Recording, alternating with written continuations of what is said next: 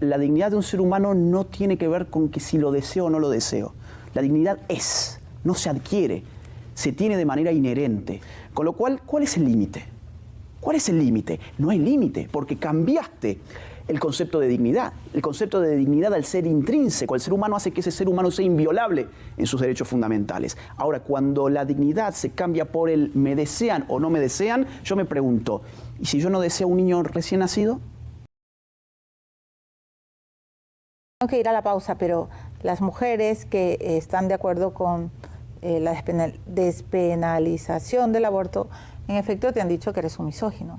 Te han dicho que no le das la posibilidad a una mujer de tener la libertad y de decidir, sobre todo si en un caso de violación, por ejemplo, queda embarazada, de tener la potestad de poder impedir, ¿no es cierto?, el embarazo.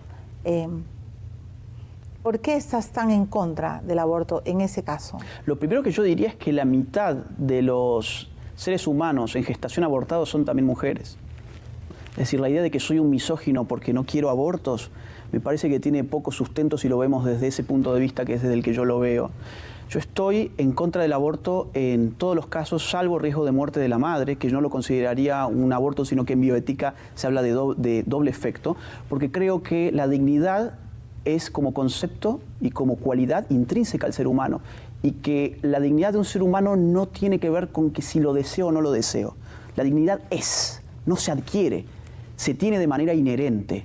Entonces, permitir que alguien le quite la vida a otro ser humano porque no lo desea, aun cuando ese ser humano está en un estado de gestación, abre muchas otras puertas. Y esto no es una creencia, es empiria. Lo que ha pasado con el asunto del aborto por causales es simplemente una puerta que abre a una ley de aborto que va avanzando.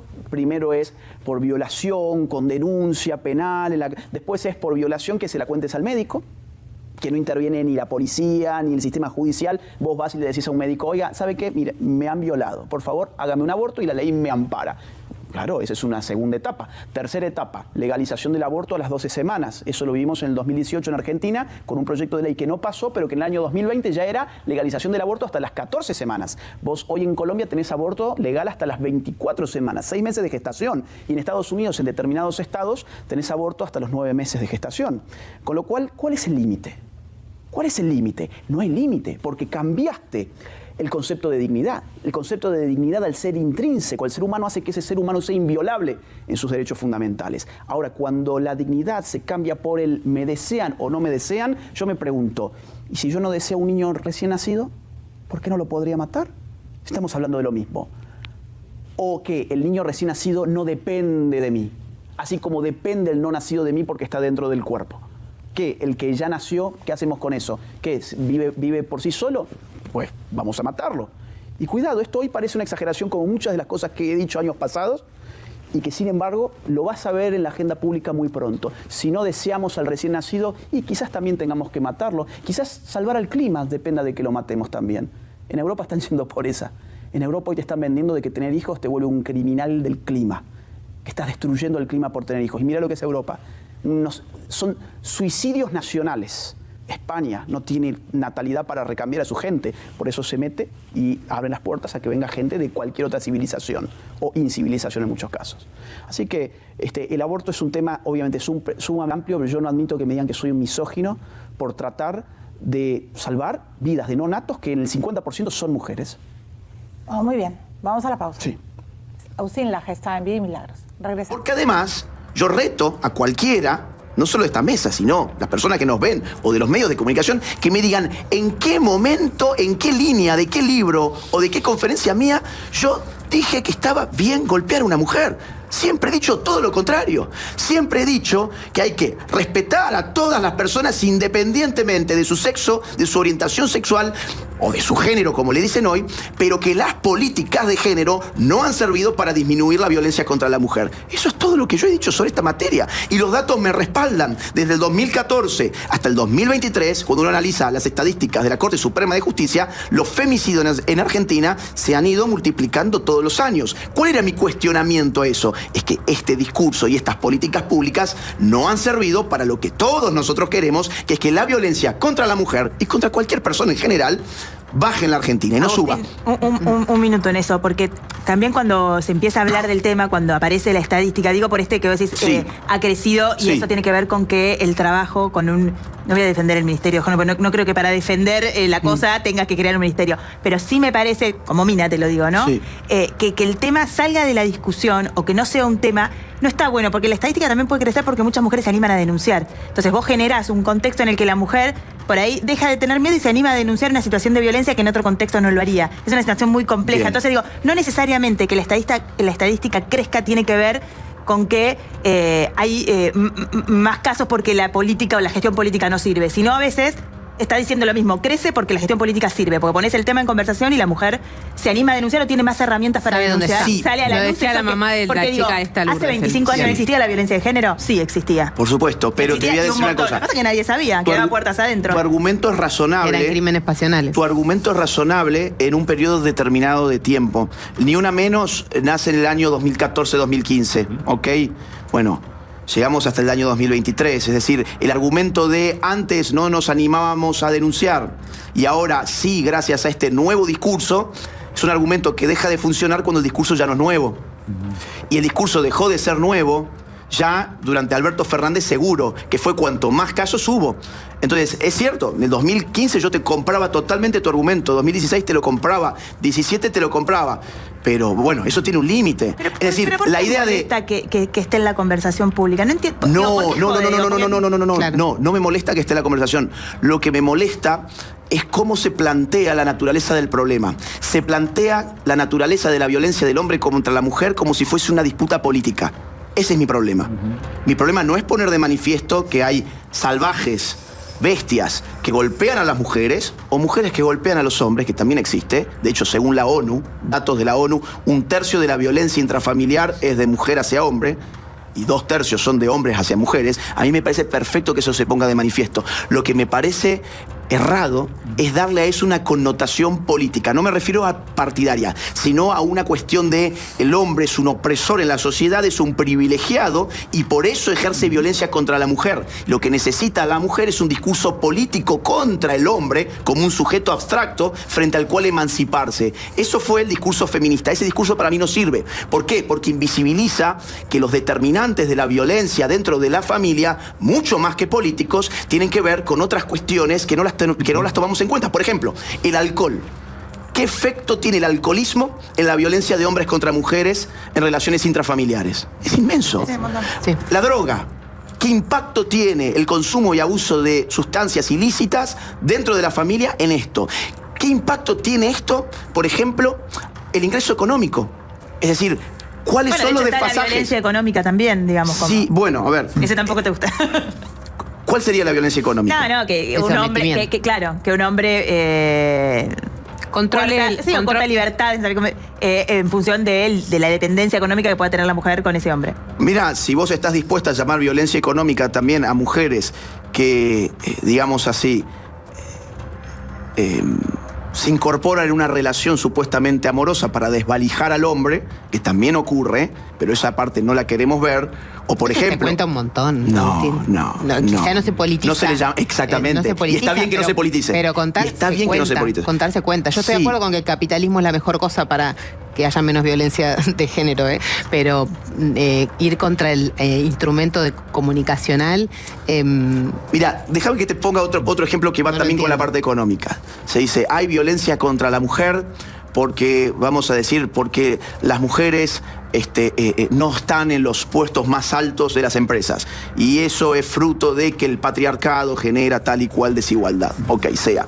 Ahora, cuando vos mirás lo más bajo de la pirámide económica, los puestos laborales más despreciados por la sociedad, Sí. más duros, más insalubres, y que incluso tienen las más altas tasas de mortalidad laboral, ahí están Los todos los ocupan hombres. los hombres. Entonces, por eso te digo, mira, a mí no Son me gusta el igual, mejor maniqueísmo en el asunto sexual, Pero- y lo ha habido, Sí. y no ha funcionado. Si vos me dijeras, mira, con este discurso donde yo revelo esta estructura política de opresión, he logrado salvar a las mujeres de los violentos, ok, sea, tuviste razón, pero no se logró nada. Claro, perdón. Sí, dale, Sí, una dale, más. dale. Una más para y después vamos a seguir Hemos el tema. conversado muchas veces con Agustín Sí. sobre este tema, pero Sí. no, porque siento que que al final digo, porque yo no quiero que nadie me salve. O sea, no quiero que nadie me salve. Simplemente, como decir, para salvar a la mujer. No quiero ser salvada. Lo único que quiero es que seamos más o menos, y tampoco quiero que seamos iguales, porque vos sos un varón, yo soy una mina, y somos distintos en un montón de cosas. Vos dabas un argumento recién de los trabajos donde tenés la mayor cantidad de muertes son de las minas, de los varones. Sí, es cierto, pero también es cierto que las mujeres no acceden a lugares de poder. En efecto, por eso no es blanco y negro. Es el punto que estoy intentando hacer. Es todo. Conversémoslo. Yo lo que digo es que, porque a veces también lo que pasa es que empiezan a generarse, en eso coincido con vos, sentidos comunes, ¿no? Entonces cambia para un lado, para el otro. Al principio siempre es exagerado y después las cosas van decantando. Pero digo, necesitamos de esa instancia para que algunas cosas se pongan sobre la mesa de discusión. Digo, las mujeres antes no se divorciaban. Una mujer antes no podía... Los hombres tampoco. Bueno, está bien. ¿Te das cuenta? Es que te quiero marcar el sesgo. No. A propósito, pero no te está diciendo lo que vos crees. No. Lo que estoy diciendo es que una mina, aunque fuera infiel, jamás iba a ir a divorciar y a plantear que se quería divorciar de un hombre en una familia. Tampoco un varón, pero la cita... ¿Vos realmente crees que no había antes más asimetría entre el hombre y la mujer de la que hay hoy? A ver, hay asimetría en todos los órdenes de la sociedad. No, pero esto que te pregunto en todos los órdenes de la sociedad. El problema es, insisto, a ver, está muy bueno el punto. Asimetría es parte de cualquier sociedad.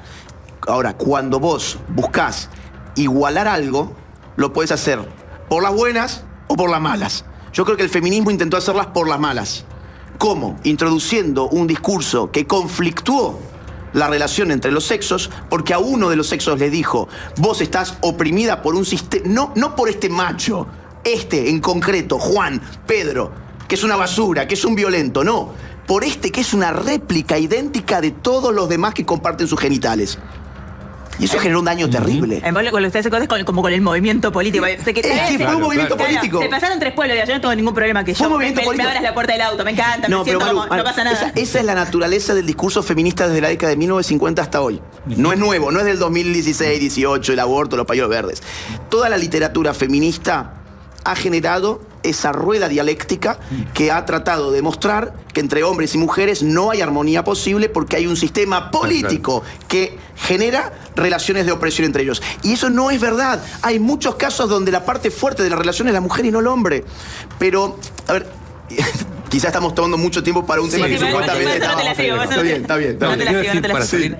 Háblame un poco, ahora hablabas del aborto que está en la Agenda 2030 y ahora en la 45. ¿Qué tienes que decir de eso, por ejemplo? Mira, te puedo contar, por ejemplo... ¿Qué dice en la agenda con lo que no estás de acuerdo, por ejemplo? Bueno, dice, por ejemplo, que se tiene que aplicar todo lo que se ha convenido en la Conferencia Internacional de Población y Desarrollo del Cairo de 1994, que fue una conferencia en la que la ONU le pidió a todos los estados del mundo, que legalizaran una gama completa de métodos de planificación de la familia y métodos de salud sexual y reproductiva que incluyen interrupción voluntaria del embarazo, como ellos le llaman al aborto, a más tardar para el año 2015. Esto fue del año 1994. Ahora Agenda 2030 retoma eso, habiendo visto que muchos estados no tienen aborto legal, e implementa la idea de que tenemos que cumplimentar eso cuanto antes. ¿Por qué hay que cumplimentarlo? Eso sí se sabe, por ejemplo. Se sabe porque en esas mismas conferencias de población y desarrollo, la ONU ha venido agitando la tesis de que el mundo está superpoblado.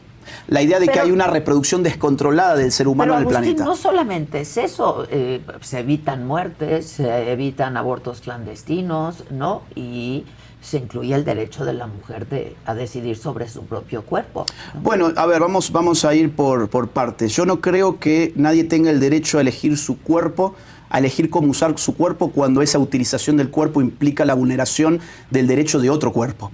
Cuando hablamos del derecho de la mujer a disponer de su cuerpo, podemos hablar legítimamente de que la mujer se vista como quiera, se corte el pelo como quiera, se ponga un tatuaje como quiera, pero cuando hablamos de aborto, estamos hablando de utilizar el propio cuerpo para quitarle la vida a otro cuerpo, que es el cuerpo que está en su vientre. Entonces, ahí hay una contradicción de derechos. Hay una contradicción de derechos entre el derecho a vivir... Muy polémico, muy controvertido, sí, claro, en donde pues las opiniones están muy divididas, ¿no? Sí, pero yo soy feminista, sí, y yo sí creo que la mujer tiene el derecho de decidir sobre su propio cuerpo. Bueno, yo creo que lo tiene en la medida en que no vulnere el derecho a vivir de otro ser humano. Y donde ya no hay discusión de opinión, ya no está discutido cuándo empieza la vida humana. Eso incluso hasta filósofos pro aborto, de los más radicales además, como Peter Singer, ya lo han dicho con toda claridad. Miren, no partamos de la idea de que no sabemos cuándo empieza la vida humana, porque la ciencia más moderna ya ha mostrado que la vida humana empieza desde el momento de la concepción. Con lo cual, los argumentos pro aborto tienen que ir por otro lado. Ya hay un ser humano desde el momento de la concepción. Si no lo hubiera, no podría desarrollarse como ser humano. Y genómicamente es autónomo. Ese gen, esa carga genética, esa identidad genética que tiene el ser humano desde el momento de su concepción es distinta de la madre y de la del padre. Se sabe que ese cuerpo no es parte del cuerpo de la mujer. Por lo tanto, yo creo que hay una falacia cuando se dice que en el aborto la mujer no podría vivir fuera del cuerpo de la mujer. Bueno, cada vez puede vivir fuera del cuerpo de la mujer más tempranamente. Sí, por ejemplo, ya hay en Colombia abortos legalizados hasta los 6 meses de gestación. Y para la OMS, curiosamente, que es además una organización abortista, para la OMS ya antes de los 6 meses incluso el feto humano con la tecnología actual es autónomo o puede ser autónomo, puede continuar con su vida de manera extrauterina. Con lo cual, incluso en Estados Unidos hay estados donde el aborto se lleva hasta los 9 meses de gestación. Son pocos. Bueno, pero son. ¿Y qué implica eso? Es decir, no importa si son pocos o muchos, implica que está legalizada la práctica de quitarle la vida a un ser humano. A un ser humano que por sus condiciones de desarrollo puede no tener mis mismas capacidades intelectuales o puede no haber desarrollado sus facultades volitivas, pero no pertenece a otra especie. Estamos muy preocupados. Recién yo te mencioné Colombia. Mira qué interesante. En Colombia se legalizó el aborto hasta la semana número 24, 6 meses de gestación, en febrero del año 2022. En mayo del año 2022, o sea, poquitos meses después, se prohibió la pesca deportiva. ¿Por qué? ¿Qué es la pesca deportiva?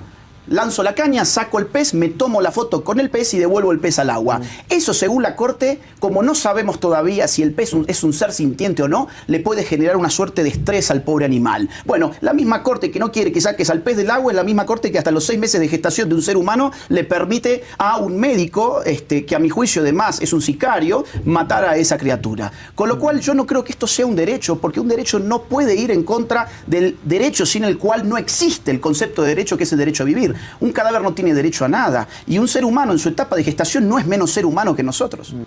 ¿Qué otros temas abordas en este Bueno, libro? yo lo explicaría de esta forma.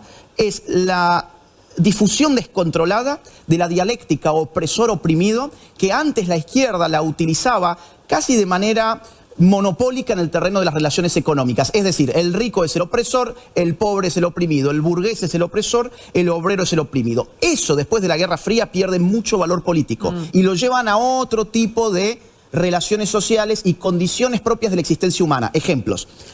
En términos de sexo, la mujer es la oprimida, el hombre es el opresor y el sistema de opresión se llama patriarcado. Perdón, ahí tengo que poner un punto, Sí, porque es sí. evidente.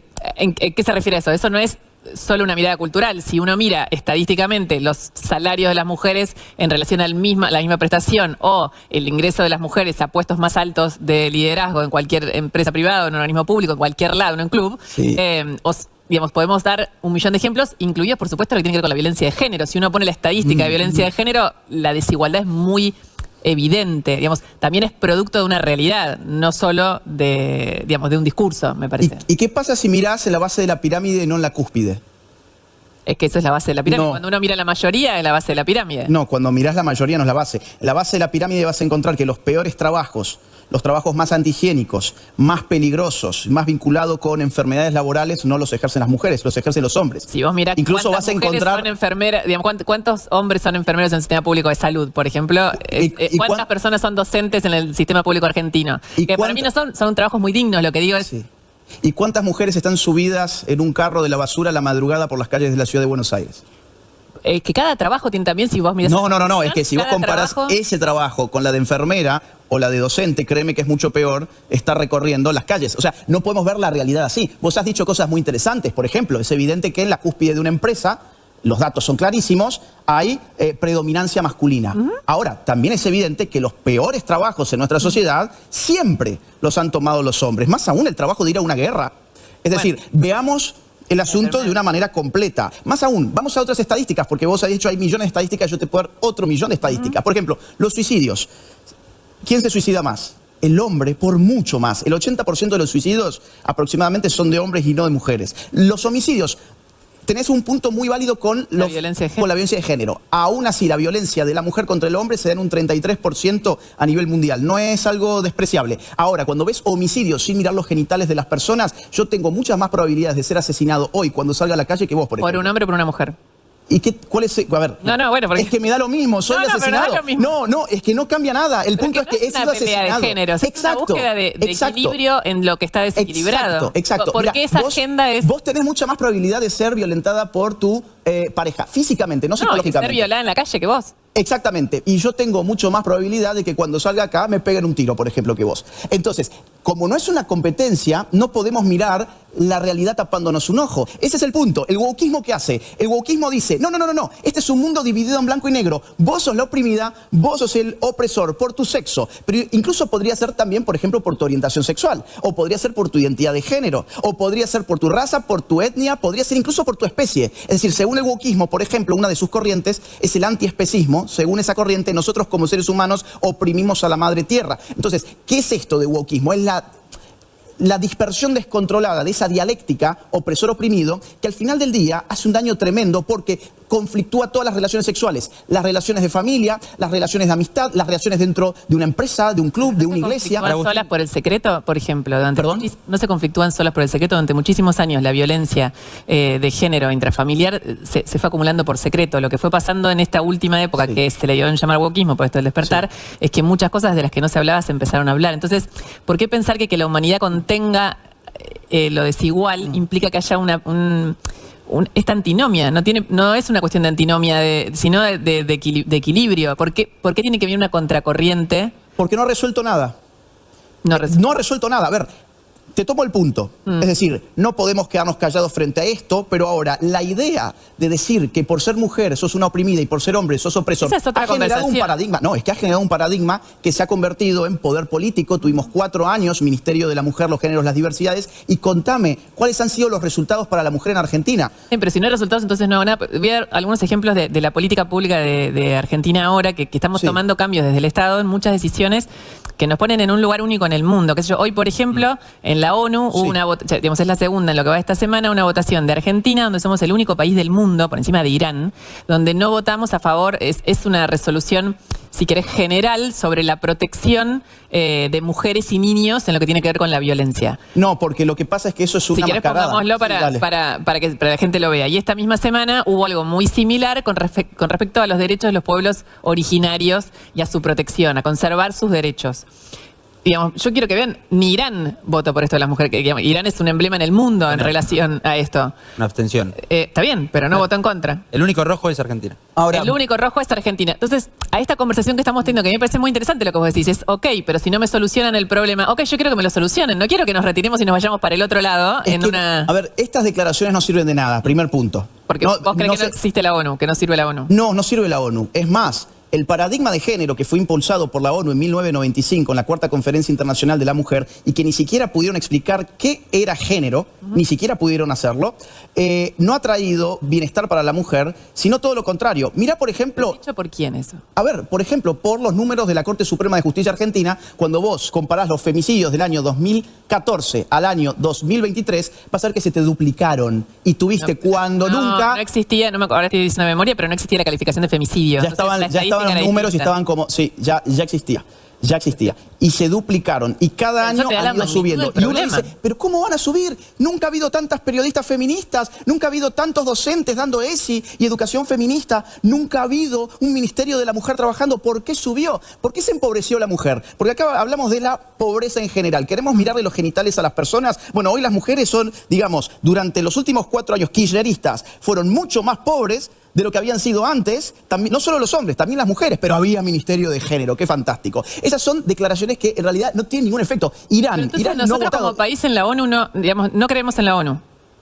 Creemos Oiga, que lo que se oiga, que no ¿qué le hace sirvió la para ONU? nada en al ¿Qué hace mundo la en los ONU? últimos ¿Qué? A ver, 50 años. ¿Qué hace la ONU?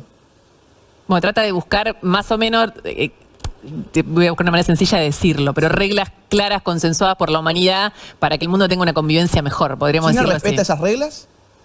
por no, ejemplo. hay un montón que lo respetan, pero si ni siquiera están. No tienen validez. Es decir, pero entonces hagamos que la tengan. No, porque es si una nos parece que lo necesitamos como humanidad. Es una burocracia internacional globalista financiada por los tontos como nosotros para que esta gente se junte a levantar la mano y decir, ¿Cuál estoy es a favor de la mujer. ¿Qué te queda si no tenés nadie que se junte a tratar de hacerlo mejor? A ver, ¿cómo? ¿Perdón? ¿Qué mundo te queda si no tenés a los países en algún lugar juntos tratando de que sea mejor? Mirá, es que yo creo que partís de un axioma que es falso, que es que ahí los países se juntan para hacer un mundo mejor. Yo ahí veo a Rusia, veo a China, veo a Estados Unidos, veo a Irán, veo muchos países que si partimos de la base de que están reunidos para hacer un mundo mejor, me parece que no entendemos la geopolítica. Suena romántico, pero es importante lo que digo. Es mucho peor si ni siquiera firmás ese compromiso. Es como decir, bueno, no hay ley, Mirá, porque nadie la cumple. Bueno, no importa, pero necesito la ley. Vamos a poner un caso muy concreto, Agenda 2030. Que todos se escandalizaron, ¿cómo puede ser que Milei se salga de la Agenda 2030? Bien, la Agenda 2030... son 17 objetivos, 169 metas, definidas por un grupo de apenas 87 personas con, aparte, metas maximalistas, cosas que cualquier persona que no sea romántica ni naif sabe que no se van a cumplir, que de hecho están diseñadas para fracasar y que de hecho están fracasando a tal punto que ahora lo quieren estirar al año 2045. Entonces, cuando vos decís, hoy, por ejemplo, hay más hambre que en el 2015, cuando apareció Agenda 2030, hoy hay más guerras en el mundo que en el 2015, cuando apareció Agenda 2030, hoy la educación está más deteriorada en el mundo que cuando apareció Agenda 2030, todo el COVID-19 tuvo un efecto nefasto en la educación, que, por cierto, la OMS de la ONU fue la que dictaminó las directrices para manejar la pandemia y no le fue tan bien, digamos, a la gente con estar encerrada y ver cómo se destruía su negocio y su psicología. Entonces, a ver, cuando yo veo esos resultados digo, pero por Dios, ¿quién ve algo bueno de esto de Agenda 2030 cuando los resultados están a la vista de todos y la propia ONU te dice, estamos peor que en el 2015, denos más poder para el 2045? ¿Y entonces qué hacemos? ¿Se sale si quien pueda? Reivindicar la soberanía de la nación, entender que no necesitamos a burócratas internacionales para convencernos de que sacar a la gente de la pobreza es bueno, que defender a la mujer es bueno, que garantizar los derechos individuales ¿Pero es bueno. qué sería defender a la mujer? Bueno, por ejemplo, una economía sana que le permita tener una vida digna. Lo que no ha habido en este país, a pesar de tanto feminismo. O, por ejemplo, reducir la violencia contra la mujer. El problema es que el paradigma de género ya lo hemos probado, pero por Dios, no tropecemos tantas veces con la misma piedra. Ya hemos probado ese paradigma, ya sabemos que no funcionó. Entonces, probemos otro. Es más, a ver, hasta tal punto ese paradigma del género no ha funcionado, que no solo en Argentina es el ejemplo. Tenés ejemplo en España, el país más feminista hispanohablante, tenés ejemplos en México, cómo se disparó la violencia contra la mujer. Digamos, son un montón de temas, o sea, me gustaría hablar muchísimo, es muy interesante conversar con vos porque hay un millón de temas que se abren y porque de alguna manera ponen en cuestionamiento casi los consensos con los que venimos funcionando. Es que no son consensos, no se debatió. ¿Quién debatió la Agenda 2030? ¿Quién? Bueno, en la ONU todos los países. ¿Cuánta gente es? Mirá, ¿sabés qué? Fueron 30 representantes que conformaron el grupo de tarea abierta, 30 representantes fijando 17 objetivos y 169 metas para todo el mundo. ¿A vos te parece que eso es un debate? ¿Quién lo debatió acá en Argentina? En Argentina los representantes diplomáticos argentinos en estos organismos. Ah, pero no fue la sociedad entonces. Bueno, pero la sociedad no va a discutir todos los temas todo el tiempo. Pero acá la sociedad discutió y aprobó, y esto es lo último porque nos quedamos sin tiempo, el aborto legal, seguro y gratuito. Se discutió socialmente, se discutió en el Congreso y se aprobó una ley. Sí, y se había rechazado, se aprobó durante la pandemia. Se aprobó. Y la sociedad discutió y hubo infinita más audiencia pública que en el aborto. ¿Ustedes van a promover que esa ley, digamos, se desarme? Yo no soy parte del gobierno, yo no puedo promover nada. Ahora, te digo... Pero como en Estados Unidos, este think tank es un poco esa idea de que son órganos de pensamiento que abonan política pública. No somos un órgano que sea parte del gobierno ni parte de la Libertad Avanza. Estamos apoyando las mismas ideas en todo caso y queremos formar cuadros técnicos, culturales y políticos. Ahora, si la pregunta es personal, esto no es una declaración oficial porque no tengo ningún cargo, yo te diría, pero ojalá que podamos volver a discutir el asunto para reivindicar el derecho a la vida. Esta es una nueva Argentina. Toda la basura kirchnerista ya pasó. Ahora tenemos que construir una nueva Argentina. Y no nos olvidemos, en el 2018 el aborto había sido no. Esperaron a un momento muy complicado como la pandemia para decir tenemos que reabrir el debate. Y vos, Luciana, la última vez que hablamos a distancia, yo estaba en Córdoba. Discutimos por esto también, no me acuerdo. Sí, y vos me dijiste algo muy interesante que me quedó dando vueltas, por eso no me lo acuerdo. Me habías dicho, pero si eso ya fue debatido, ¿por qué hay que volver a debatirlo? Lo mismo podría preguntar yo, ¿por qué hubo que debatirlo en una pandemia para pasar esa ley y porque en todo caso no podemos debatirlo ahora nuevamente? En relación a eso, yo lo que decía es si todas las leyes que existen las vamos a debatir de nuevo, según cuando cambie un gobierno y el pensamiento ideológico, digamos, finalmente no tenés reglas con las que funcionar. Sobre todo en esto que ha sido una... porque el derecho a la vida está cuidado, la mujer que quiere tener un hijo lo puede tener. Sí, pero el derecho a la vida del hijo no está cuidado. Ese es el problema. Abrimos otra, vamos a terminar como en corda, se nos termina el tiempo. Nada, te agradezco mucho haber venido, sabemos la otra vez.